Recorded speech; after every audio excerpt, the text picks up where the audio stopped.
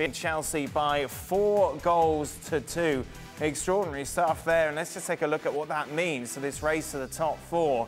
After 3 consecutive defeats, Arsenal finding a much-needed victory. They are level on points now with Spurs. Of course, those two teams meet early next month.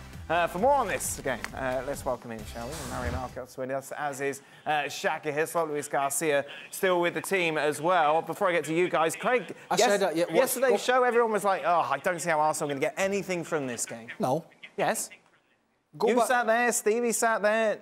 Well, everyone else was on. Go back and check. I said 4-2 Arsenal. You did. I never saw this coming because I thought Chelsea, after being really poor at home, as I mentioned, to Real Madrid, which was a little bit embarrassing, got their mojo back, smashed Southampton, played really well in Madrid, were super comfortable against Palace, and you thought, OK, look as if they're going to finish the season strong.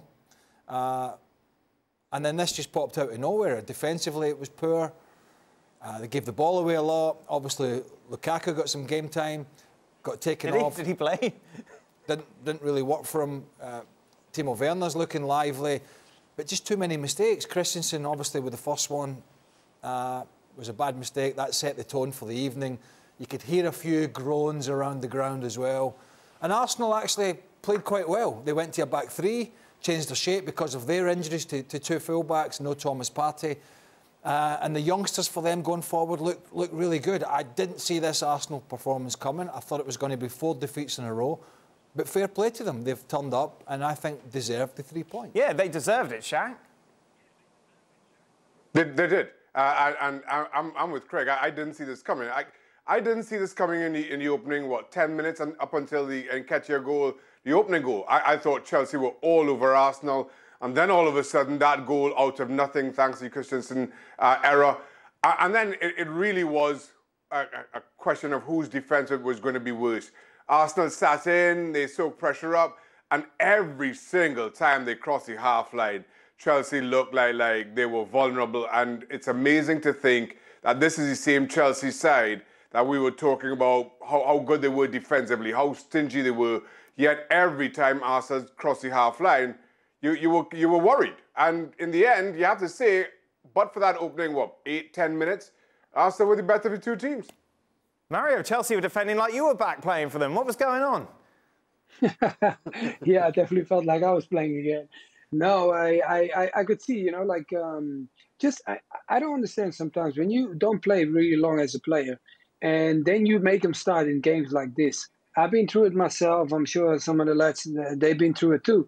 But Lukaku comes on in this game. He didn't play a lot of games, and he makes him start the full game. I know, everybody's talking about him, and that he has to get more game time. They've spent a lot of money on him. But still, when there is a game at this statue, and this is a big derby in London, you expect a little bit more cleverness of Tuchel in the sense of knowing when you play him and when you let him come on. And I felt like he should. And Christensen, he's another one. You understand? It's just too heavy to take on for them, and that's why I felt like they got really big surprise. And like Craig said, Christensen, the crowd turned on him. Yeah, Luis, it is interesting that Kai Havertz, of course, was introduced on the hour mark. You think of a game of this magnitude, obviously at Arsenal, a big rival in North London, that you would think that Lukaku would be better coming off the bench, or not at all, considering what we haven't seen from him this season. Yeah, I understand what you're saying, guys, but at the moment when you have a team that you need to rotate because you want to give it some minutes, it's true that Arsenal didn't come from a good round of games, and you want to give a chance, you think, okay, listen, I'm going to put it in this one because I think he's got a chance to shine, to create chances, to why not, to maybe score a goal. We've seen that Arsenal is a team that is also vulnerable at the back.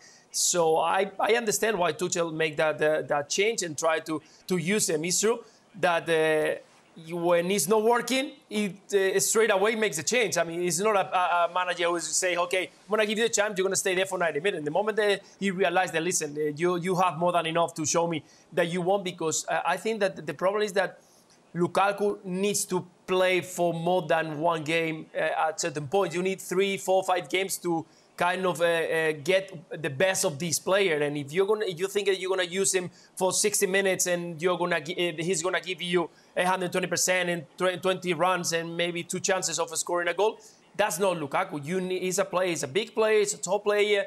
He's heavy. He needs to get his rhythm. And when he's been out of the game for quite a long time, it's not going to be enough to just throw in there for 60 minutes. But I understand that he put it today because Arsenal is not the best team in defence at the moment.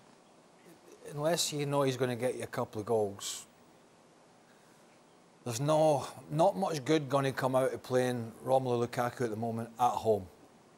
Because there's a clear discord there between the manager, him and the fans.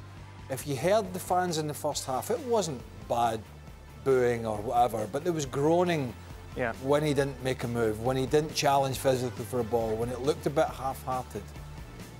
And this all stems from the scenario about him not wanting to be there or whatever it is back at Christmas time. And therefore I think if there is an opportunity to play him, and I'm not sure there really needs to be, it's probably better at one of the weaker teams away from home.